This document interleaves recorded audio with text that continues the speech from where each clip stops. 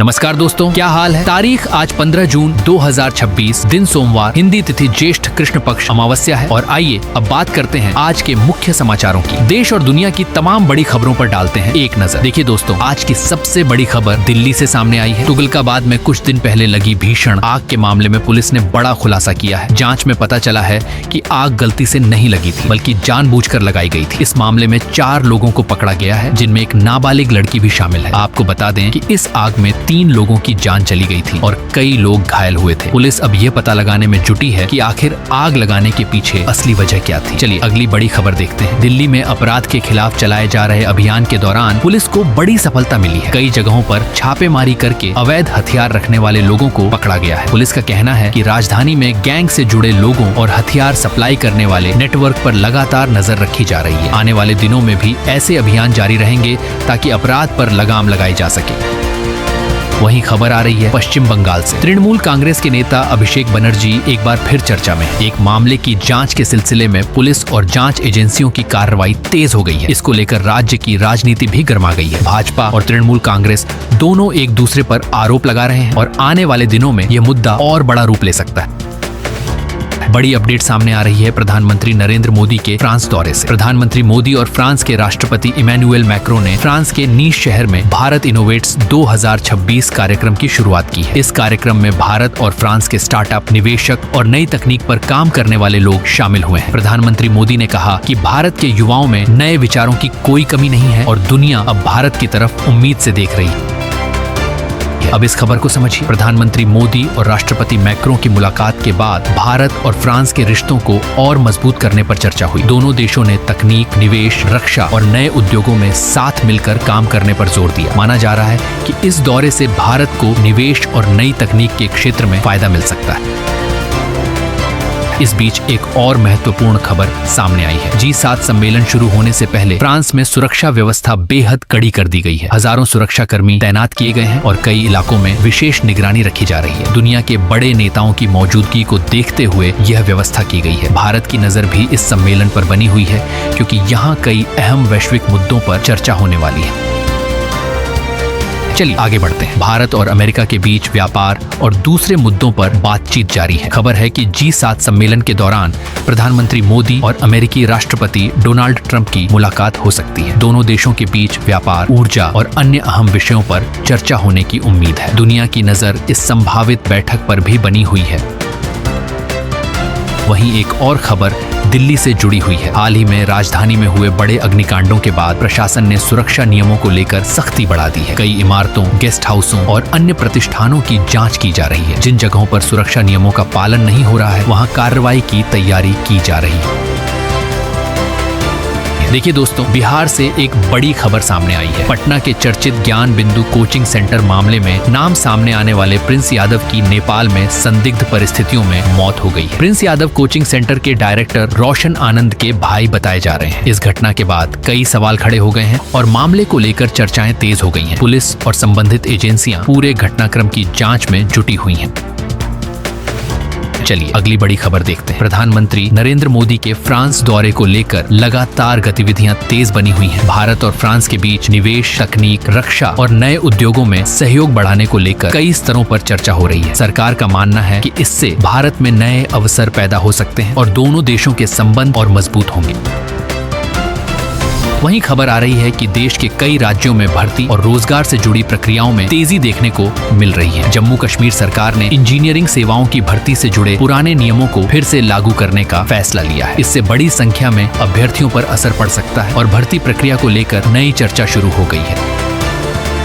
बड़ी अपडेट सामने आ रही है खेल जगत से। भारतीय खिलाड़ियों का प्रदर्शन अलग अलग अंतर्राष्ट्रीय प्रतियोगिताओं में लगातार चर्चा में बना हुआ है। क्रिकेट के साथ साथ अन्य खेलों में भी भारतीय खिलाड़ी देश का नाम रोशन कर रहे हैं। आने वाले दिनों में कई बड़े मुकाबले होने वाले हैं, जिन पर खेल प्रेमियों की नजर बनी हुई है। अब इस खबर को समझिए। देश भर में साइबर ठगी के मामले लगातार बढ़ रहे हैं। पुलिस और साइबर सेल लोगों को बार बार चेतावनी दे रही है कि किसी भी अनजान लिंक पर क्लिक न करें और न ही किसी को OTP या बैंक की जानकारी दें। कई राज्यों में हाल ही में ऐसे गिरोह पकड़े गए हैं जो लोगों को निवेश और लोन के नाम पर ठग रहे थे। इस बीच एक और महत्वपूर्ण खबर शिक्षा जगत से सामने आ रही है। विभिन्न प्रतियोगी परीक्षाओं और भर्ती प्रक्रियाओं को लेकर लाखों छात्र नई घोषणाओं का इंतजार कर रहे हैं। छात्रों को सलाह दी गई है कि वे केवल आधिकारिक वेबसाइटों पर ही भरोसा करें और सोशल मीडिया पर फैल रही अफवाहों से बचें। देखिए दोस्तों, रेलवे में नौकरी की तैयारी कर रहे युवाओं के लिए बड़ी खबर सामने आई है। रेल मंत्री अश्विनी वैष्णव ने रेलवे भर्ती प्रक्रिया की समीक्षा करते हुए अधिकारियों को भर्ती प्रक्रिया और तेज तथा पारदर्शी बनाने के निर्देश दिए हैं। जानकारी के अनुसार पिछले वित्त वर्ष में हजारों पदों पर भर्ती की गई है और आने वाले समय में भी बड़ी संख्या में भर्तियां जारी रहने वाली है। ऐसे में रेलवे भर्ती की तैयारी कर रहे युवाओं के लिए ये एक महत्वपूर्ण अपडेट माना जा रहा है। चलिए अगली बड़ी खबर देखते हैं। नर्सिंग क्षेत्र में सरकारी नौकरी की तैयारी कर रहे उम्मीदवारों के लिए अच्छी खबर है। एम्स ने नॉर्सेट 10 भर्ती परीक्षा का सीट आवंटन परिणाम जारी कर दिया है। देश भर के हजारों उम्मीदवार अब अपना परिणाम देख सकते हैं। चयनित अभ्यर्थियों को आगे की दस्तावेज सत्यापन प्रक्रिया से गुजरना होगा। वहीं खबर आ रही है कि महाराष्ट्र लोक सेवा आयोग यानी MPSSC की ग्रुप बी परीक्षा में शामिल हुए उम्मीदवार अब उत्तर कुंजी का इंतजार कर रहे हैं। आयोग की ओर से जल्द ही आधिकारिक उत्तर कुंजी जारी की जा सकती है। इस भर्ती प्रक्रिया के तहत राज्य में सैकड़ों सरकारी पद भरे जाने। बड़ी अपडेट खेल जगत से सामने आ रही है। भारत ने 2026 कॉमनवेल्थ गेम्स के लिए अपनी एथलेटिक्स टीम का ऐलान कर दिया है। इस टीम में भाला फेंक स्टार नीरज चोपड़ा समेत कई बड़े खिलाड़ियों को जगह मिली है। खेल प्रेमियों को उम्मीद है कि इस बार भी भारतीय खिलाड़ी अंतर्राष्ट्रीय मंच पर शानदार प्रदर्शन करेंगे और देश के लिए पदक जीतेंगे। अब बात करते हैं राजनीति से जुड़ी एक महत्वपूर्ण खबर की। देश में एक बार फिर समय से पहले चुनाव कराए जाने की चर्चाएं तेज हो गई हैं। कुछ राजनीतिक दलों और नेताओं के बयानों के बाद राजनीतिक गलियारों में अटकलों का दौर शुरू हो गया है। हालांकि चुनाव आयोग की ओर से अभी तक इस संबंध में कोई आधिकारिक घोषणा नहीं की गई है। इस बीच एक और महत्वपूर्ण खबर उत्तर प्रदेश से सामने आई है। समाजवादी पार्टी नेता अखिलेश यादव के भाई प्रतीक यादव के निधन के मामले को लेकर लगातार चर्चाएं जारी हैं। पोस्टमार्टम रिपोर्ट और अन्य पहलुओं को लेकर राजनीतिक बयानबाजी भी देखने को मिल रही है। इस मामले पर लोगों की नजर बनी हुई है। चलिए आगे बढ़ते हैं। प्रधानमंत्री नरेंद्र मोदी फ्रांस में भारतीय समुदाय के लोगों से भी मिले। इस दौरान बड़ी संख्या में लोगों ने उनका स्वागत किया। प्रधानमंत्री ने भारत और फ्रांस के संबंधों को मजबूत बनाने पर जोर दिया और कहा कि दुनिया में भारत की भूमिका लगातार बढ़ रही है। देखिए दोस्तों, उत्तर प्रदेश में असिस्टेंट प्रोफेसर भर्ती परीक्षा को लेकर बड़ा फैसला लिया गया है। परीक्षा में गड़बड़ी और नकल माफिया से जुड़े इनपुट मिलने के बाद परीक्षा रद्द कर दी गई है। इस फैसले के बाद हजारों अभ्यर्थियों में नाराजगी भी देखने को मिल रही। सरकार का कहना है कि निष्पक्ष भर्ती कराना उनकी प्राथमिकता है और दोषियों के खिलाफ सख्त कार्रवाई की जाएगी। चलिए अगली बड़ी खबर देखते हैं। झारखंड से एक हैरान कर देने वाली खबर सामने आई है। राज्य के कुछ इलाकों में जंगली हाथियों का आतंक लगातार बढ़ता जा रहा है। रिपोर्ट के मुताबिक एक ही रात में कई लोगों की जान चली गई, जिसके बाद गांवों में डर का माहौल है। वन विभाग की टीमें लगातार निगरानी कर रही हैं और लोगों को सुरक्षित स्थानों पर रहने की सलाह दी गई है। वहीं खबर आ रही है कि महाराष्ट्र ATS ने पाकिस्तान से जुड़े संदिग्ध नेटवर्क को लेकर कई जगहों पर छापेमारी की है। जांच एजेंसियां इस पूरे मामले की तह तक जाने की कोशिश कर रही हैं। कई लोगों से पूछताछ की गई है और सुरक्षा एजेंसियां मामले पर लगातार नजर बनाए हुए हैं। ये मामला राष्ट्रीय सुरक्षा के लिहाज से काफी महत्वपूर्ण माना जा रहा है। बड़ी अपडेट सामने आ रही है शिक्षा और नौकरी की तैयारी कर रहे युवाओं के लिए। खाद्य सुरक्षा एवं मानक प्राधिकरण यानी FSSAI में ग्रुप A और ग्रुप C पदों पर आवेदन प्रक्रिया जारी है। देश भर के योग्य उम्मीदवार इन पदों के लिए आवेदन कर सकते हैं। सरकारी नौकरी की तैयारी कर रहे युवाओं के लिए यह एक महत्वपूर्ण अवसर माना जा रहा है। इस बीच खेल जगत से भी एक अच्छी खबर सामने आई है। एथलेटिक्स फेडरेशन ऑफ इंडिया ने पहली बार इंडियन एथलेटिक अवार्ड्स शुरू करने का ऐलान किया है। इसका मकसद उन खिलाड़ियों और कोचों को सम्मान देना है जिन्होंने भारतीय एथलेटिक्स को नई ऊंचाइयों तक पहुंचाने में योगदान दिया है। खेल जगत में इस पहल का स्वागत किया जा रहा है।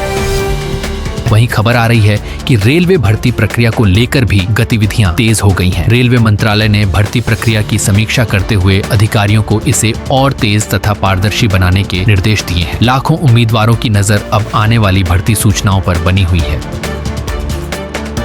अब बात करते हैं मौसम की। भारतीय मौसम विभाग के अनुसार अगले 24 घंटों के दौरान बिहार, झारखंड, पश्चिम बंगाल, उत्तर प्रदेश, उत्तराखंड, असम और पूर्वोत्तर भारत के कई इलाकों में बारिश, गरज चमक और तेज हवाएं चलने की संभावना है। वहीं दिल्ली, एनसीआर समेत उत्तर भारत के कुछ हिस्सों में मौसम बदलने के आसार बने हुए हैं। कई क्षेत्रों में बिजली गिरने और तेज आंधी का भी अलर्ट जारी किया गया है। ऐसे में घर से बाहर निकलने से पहले अपने क्षेत्र का मौसम अपडेट जरूर देख लें और प्रशासन द्वारा जारी दिशा निर्देशों का पालन करें। तो दोस्तों, आज के इस विशेष समाचार बुलेटिन में बस इतना ही। उम्मीद करते हैं कि आपको देश और दुनिया की सभी बड़ी और महत्वपूर्ण खबरों की पूरी जानकारी मिल गई होगी। अगर वीडियो पसंद आई हो तो इसे लाइक जरूर कीजिए, अपने दोस्तों और परिवार के साथ शेयर कीजिए और चैनल को सब्सक्राइब करना बिल्कुल मत भूलिए। मैं आपसे विदा लेता हूँ। अपना और अपने परिवार का खूब ख्याल रखिए, सुरक्षित रहिए, स्वस्थ रहिए और हमेशा सकारात्मक सोच के साथ आगे बढ़ते रहिए। भगवान आपको और आपके पूरे परिवार को स्वस्थ, सुखी और खुशहाल रखे। नमस्कार दोस्तों, जय हिंद, वंदे मातरम।